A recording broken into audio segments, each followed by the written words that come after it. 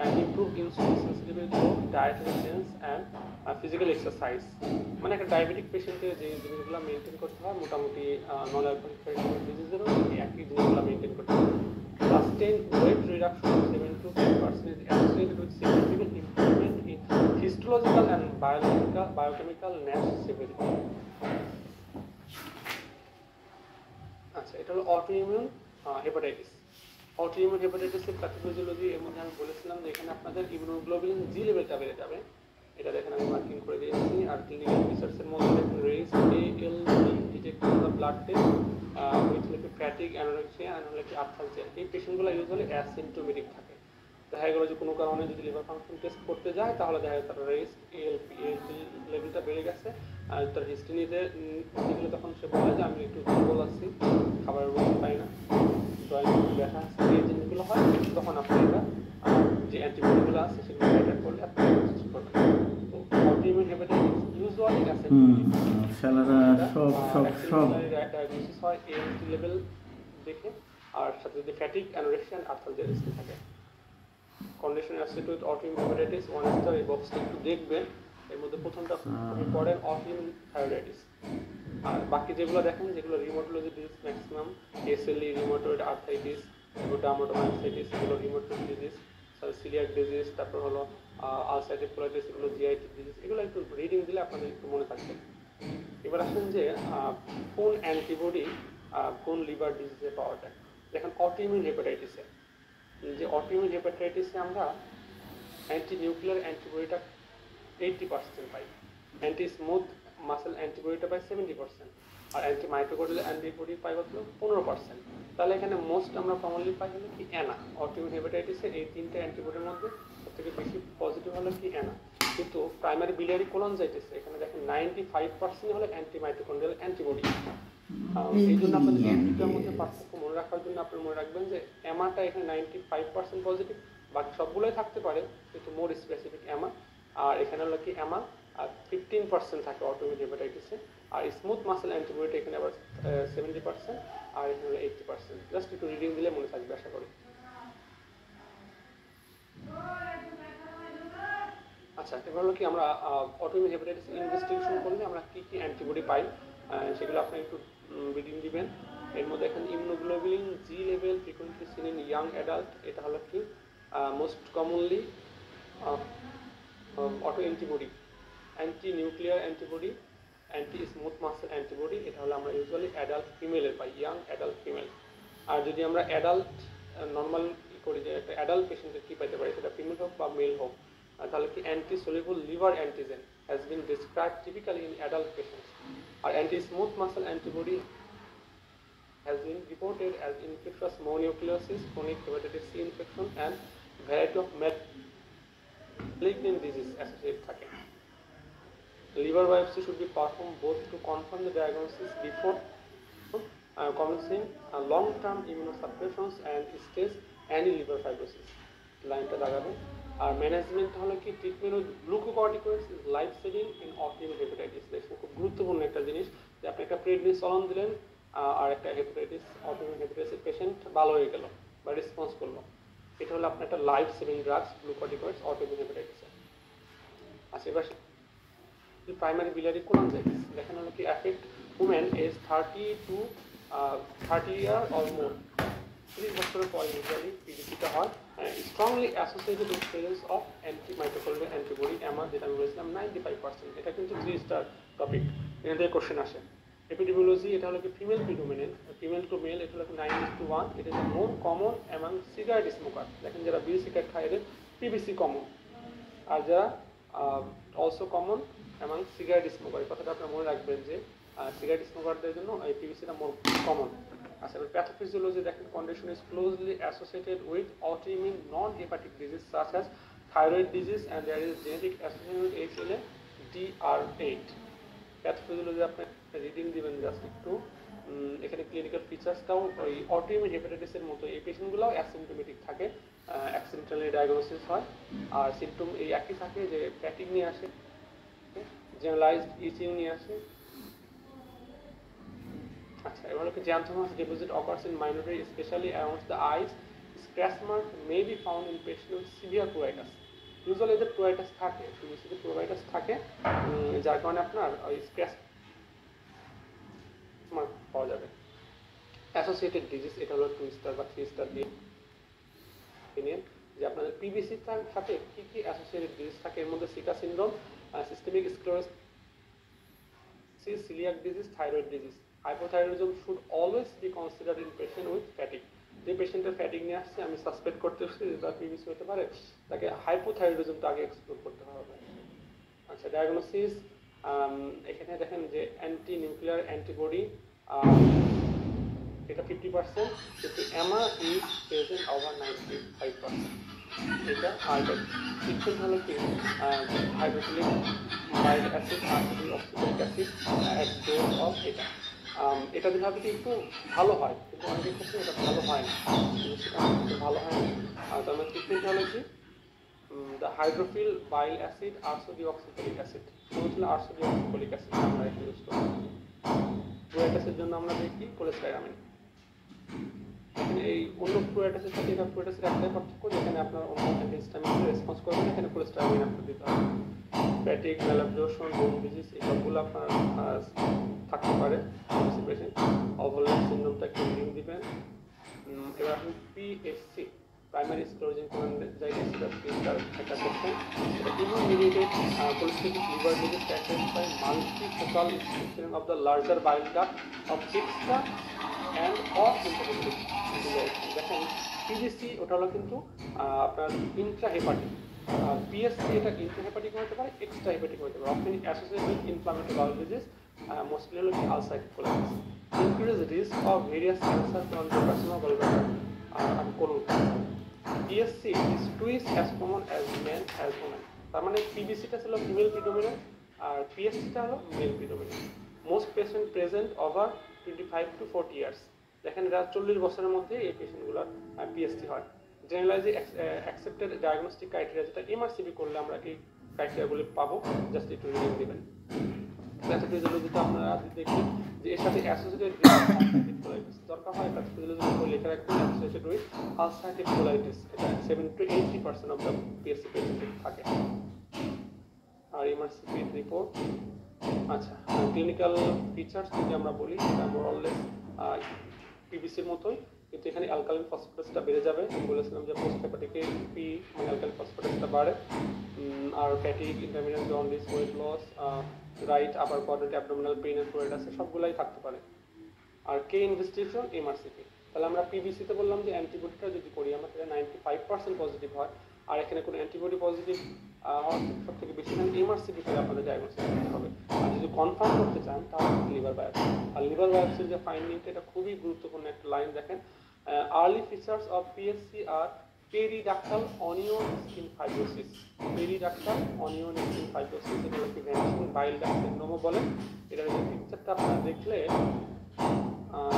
এই যে পিকচারটা দেখলে পিএসসি আমাদের লিভার বায়োপসি করে পেঁয়াজের খোসার মতো আর কি অনিয়ন স্কিন একটা পাই। আর যেটা there is no cure for PSC, PSC treatment দিলেও খুব একটা লাভ হয় না। এই পার্থক্যটা আমরা দেখবো এই বক্সটা, মেইনলি জেন্ডার। আর যেটা দেখেন ইন্ট্রা হেপাটিক হলো পিভিসি, আর এটা এক্সট্রা হেপাটিক। পিএসসিটা হলো বেশি হয় এক্সট্রা হেপাটিক, কিন্তু ইন্ট্রা হেপাটিকও হতে পারে।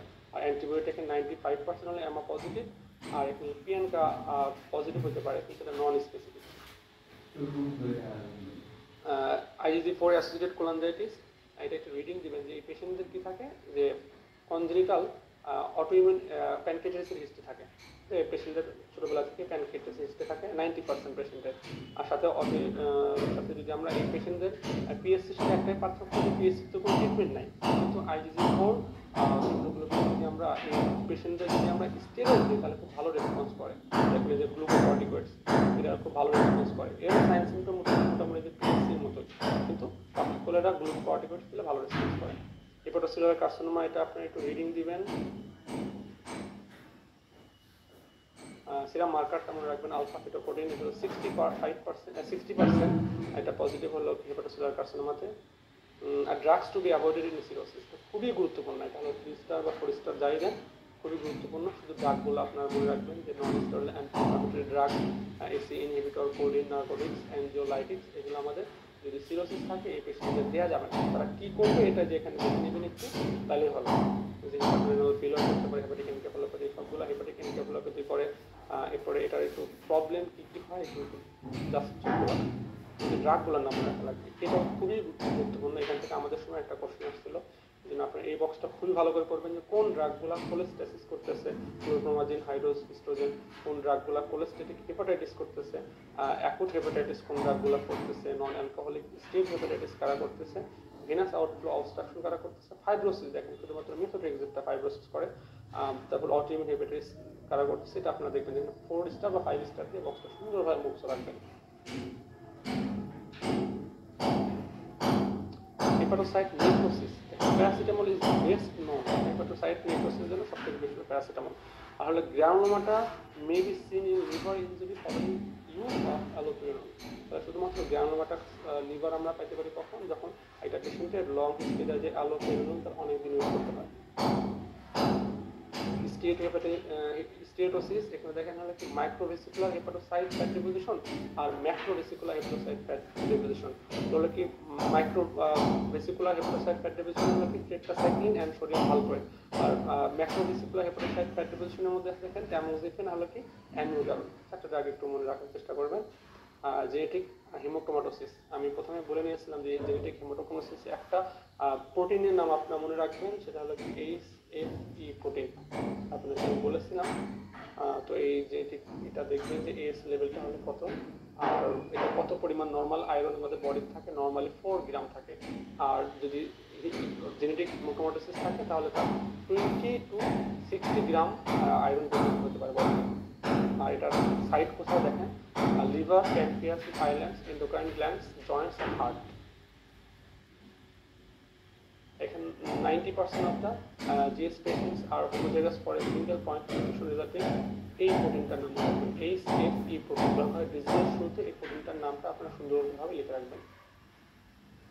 এখানে ক্লিনিক্যাল ফিচার্সের মধ্যে যা আছে এর মধ্যে পেশেন্টের ডায়াবেটিসটা থাকে, এই পেশেন্টগুলো ডায়াবেটিস নিয়ে আসতে পারে, জয়েন্ট পেইন নিয়ে আসতে পারে, স্কিন প্রেগমেন্টেশন, নাম হলো ল্যাবরেটরি স্কিন প্রেগমেন্টেশন নিয়ে আসতে পারে। তার সাইড কোথায়, এটা কিভাবে ব্রোঞ্জ ডায়াবেটিস বলা হয়, এই জিনিসগুলো আপনার জায়গায় নেবেন। আর কার্ডিয়াক ফেলিওর, কার্ডিয়াক ডিসঅ্যারিথমিয়া আমি অকার যেহেতু iron deposition in the heart, কারণ আমরা জানি যে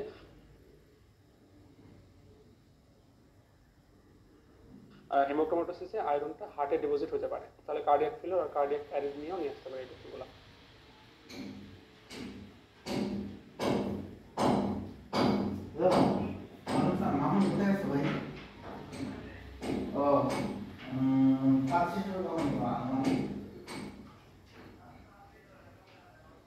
লিভার বায়োপসি, রিপোর্টটা দেখেন, ইনভেস্টিগেশনগুলো আপনাদের কনফার্ম করার জন্য GS is confirm.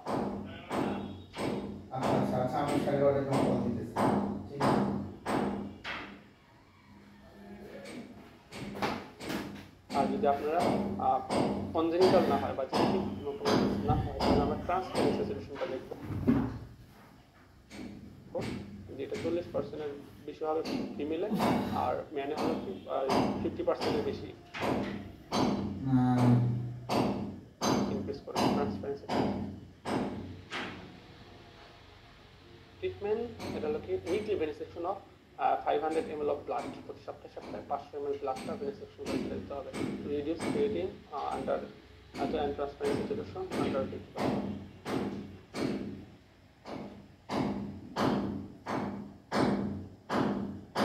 Wilson's disease, 5-star topic, এখান থেকে প্রতিবারই ঘুরে ফিরে আসে। Wilson's disease, এটা হলো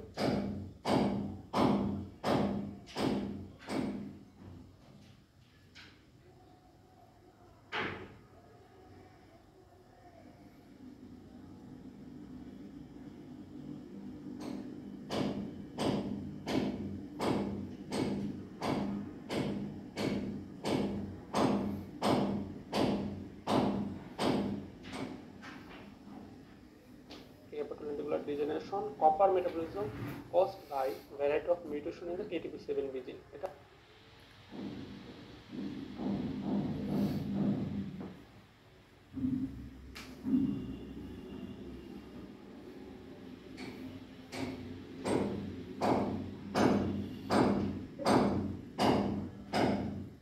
উইলসন ডিজিজের শুরুতে ATP7B জিনের নামটা লিখে রাখবেন, আর এই জিনটাকে মিউটেশন হওয়ার কারণে কাউকে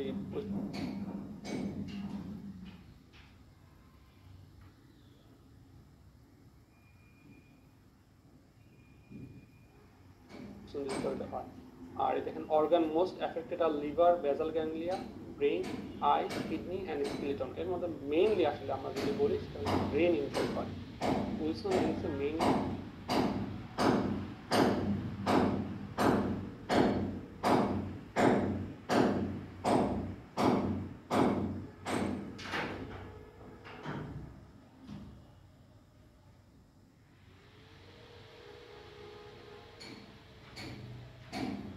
ব্রেন ইনভলভ হয়। দেখেন ক্লিনিক্যাল ফিচার্সের মধ্যে লিভারের যে জিনিসগুলো আছে আপনারা একটু দেখে রাখবেন যে permanent liver failure can occur specially in young ওমেনে। আর এটা the possibility of Wilson's disease should be considered any patient under the age of 40 presented with recurrent acute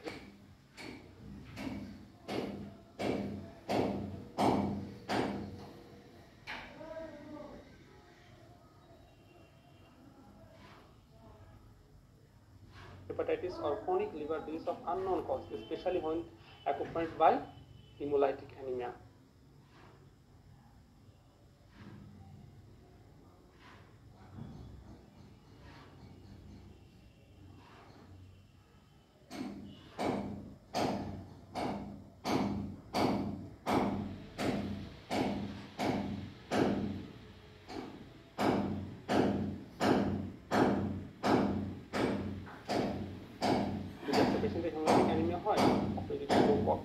পাচ্ছেন না তাহলে উইলসন ডিজিজ একটা মাথায় রাখতে হবে। আর এই যে নিউরোলজিক্যাল যে ডিজিজ ফেমার, তারপরে কোরিওয়াটিলাইটিস, ডিসটোনিয়া, পার্কিনসনিজম এন্ড ডিমেনশিয়া, এই জিনিসগুলো যদি নিয়ে আসে তাহলে আপনাদের উইলসন ডিজিজটা মাথায় রাখতে হবে। আর সাথে কনফার্ম করার জন্য দেখেন সিঙ্গেল কে ফিংটা the most important single clinical clue to the diagnosis and can be seen 60% of the adult with Wilson's disease are K-Fingers characteristics by greenish brown discoloration of the corneal margin appearing first in the upper periphery. Investigation এটা আমাদের সময় question আসছিল। এর হলো যে low serum caeruloplasmin is the best single laboratory clue to diagnosis. Clue কিন্তু এটা confirmation না। কনফার্মেটিভ কোনটা দেখেন 24 hours urinary copper excretion while giving deep penicillamine is a useful confirmatory. এটা আপনারা রাখবেন। আর ম্যানেজমেন্টে দেখেন the copper binding agent penicillamine is the drug of choice. তাহলে penicillamine drug of choice. Prognosis is excellent with early treatment. Alpha 1 antitrypsin ডেফিসিয়েন্সিটা একটু reading দিবেন জাস্ট। জিলবার্ট সিনড্রোম খুবই গুরুত্বপূর্ণ, এটা 3 স্টার টপিক। এর থেকে এবার কোশ্চেন আসছে, 2022 এখান থেকে কোশ্চেন আসছে। Gilbert syndrome is by far the most common inherited disorder of bilirubin metabolism. Bilirubin metabolism সবথেকে কমন যদি inherited disease বলি তাহলে Gilbert syndrome। তাহলে the level of unconjugated bilirubin increase during fasting, as fasting reduce the level of UDP glucuronide transferase. আমরা বলেছিলাম যে glucuronide transferase এনজাইমটা বিলিরুবিনটাকে conjugate করে, যেহেতু এটা ফাস্টিং এ কমে যায় আর Gilbert syndrome পেশেন্টদের ইনহেরিটেড এদের অ্যাকশন থাকে কমে যায়, যার কারণে ফাস্টিং এ এদের বিলিরুবিন লেভেল কি হয়ে যায়, বেড়ে যায় এবং সেটা আনকনজুগেটেড বিলিরুবিন। তাহলে দেখেন isolated elevation of bilirubin typically although not exclusive in the setting of the physical stress or illness. এখানে কথা হলো যে এদের বিলিরুবিনটা বাড়বে হলো 3টা কন্ডিশন। একটা হলো ফাস্টিং কন্ডিশন, দ্বিতীয় হলো স্ট্রেসফুল কন্ডিশন, তৃতীয় হলো কোনো ইনফেকশন যদি থাকে। ইনভেস্টিগেশন যদি করি আমরা, the condition is not associated with liver injury and thus has excellent prognosis and needs no treatment. Important, it needs no treatment. Portal vein thrombosis, এটা আপনারা দেখবেন যে পোর্টাল ভেন থ্রম্বোসিস হলো একটা patient acute portal venous thrombosis cause abdominal pain diarrhoea. দেখতে আপনারা অবাক হবেন, একটা পেশেন্ট যদি ডায়রিয়া নিয়ে আসে, তার হিস্ট্রি যদি থাকে তার সিএলডি, তাহলে আপনার পোর্টাল ভেন থ্রম্বোসিসটা মাথায় রাখবেন, কারণ আপনার যদি ভেনাস প্রেশার বেড়ে যায় তাহলে ডায়রিয়া হতে পারে। তাহলে যে portal vein patency should be assessed by the ultrasound and Doppler flow study. তাহলে সিএলভি একটা পেশেন্ট যদি পেটে ব্যথা ডায়রিয়া নিয়ে আসে, তাহলে আমরা সাসপেক্ট করি যে পোর্টাল ভেন থ্রম্বোসিস হয়েছে, তাহলে আমরা কী করতে হবে, ডপলার আল্ট্রাসাউন্ড করে কনফার্ম করতে হবে। হেপাটোপালমোনারি সিনড্রোম, এটা আপনারা দেখবেন, এটা একটা গুরুত্বপূর্ণ লাইন হচ্ছে যে এই পেশেন্টদের অক্সিজেন লেভেলটা ফল করবে কখন, standing position. The clinical feature including finger clubbing, cyanosis, and character reduction in arterial oxygen saturation on standing. একটি অর্থ এখানে আপনার কী হবে, দাঁড়ানো অবস্থায় অক্সিজেন স্যাচুরেশন ফল করবে। এখানে নাইট্রিক অক্সাইডটা আমরা করে বার্চিয়ার সিনড্রোম, এটা আপনারা দেখে নেবেন। বার্চিয়ার সিনড্রোম এটা হচ্ছে larger hepatic veins sometimes inferior vena cava. আসলে বার্চিয়ার সিনড্রোমে লার্জার হেপাটিক ভেনটা আছে সেটা ইনভলভ হয়, সাথে ইনফিরিয়র ভেনা ক্যাভাও ইনভলভ হতে পারে। এখানে তার সাথে অ্যাসোসিয়েটেড ডিজিজের মধ্যে মাইলোফাইব্রোসিস, প্রাইমারি কোলিফাইটিস, পলিসাইথেমিয়া, পারক্সিজেন এই ডিজিজগুলো অ্যাসোসিয়েটেড থাকে। জাস্ট কি ডিজিজগুলো বার্চিয়ার সিনড্রোমের সাথে অ্যাসোসিয়েটেড থাকে এটা একটু আপনারা distribution of doctor plasmography experimental streptokinase followed by heparin and oral anticoagulation. Sinusoidal obstruction syndrome, এটার সাথে দেখেন বার্চিয়ারি সিনড্রোমে একটা পার্থক্য একটাই, যে বার্চিয়ারি সিনড্রোমে আপনার লার্জ ভেসেলগুলো ইনভলভ হয়। যে in contrast Budd Chiari syndrome the larger hepatic veins appears patent radiologically আপনার লার্জ ভেসেলগুলো প্যাটেন্ট থাকে, আর বার্চিয়ারি সিনড্রোমে লার্জ ভেসেলগুলো ইনভলভ হয়। এখানে দেখেন risk factor and mechanism for cholesterol gallstone. তো ইনক্রিজ কোলেস্টেরল সিচুয়েশন, এখানে আমরা জানি যে রুল অফ এফ আছে, এর মধ্যে 40 ফিমেল ফিটাস তাহলে ফ্যাটি এগুলো থাকলে মানে কী হয়, কোলেস্টেরল সিচুয়েশন বেড়ে যায়, এই জন্য এদের গলস্টোন ফর্মেশন বেড়ে যায়, মানে গলস্টোন হওয়ার পসিবিলিটি বেড়ে যায়। ইম্পেয়ার গল ব্লাডার এমটিং যদি হয়, তার মধ্যে টোটাল প্যান্টাল একটা বেড়ে যায়, তার গল ব্লাডার এমটিংটা কী হয়, ইম্পেয়ার হয়। তাহলে যদি প্রেগনেন্সি হয় তাহলে বাইল সল্ট কমে যায়। এই সবগুলো কজ আপনার কি কোলেস্টেরল গলস্টোন ফর্মেশনের জন্য রেসপন্সিবল। এবারে কি composition and risk factor for pigment stone. তাহলে রিস্ক ফ্যাক্টরগুলো আপনাদের মনে রাখতে হবে, যে পিগমেন্ট স্টোন কখন ফর্মেশন হয়, হিমোলাইসিস যদি হয়, বয়স যদি বেশি হয়, hepatic cirrhosis, ileal not disease, by or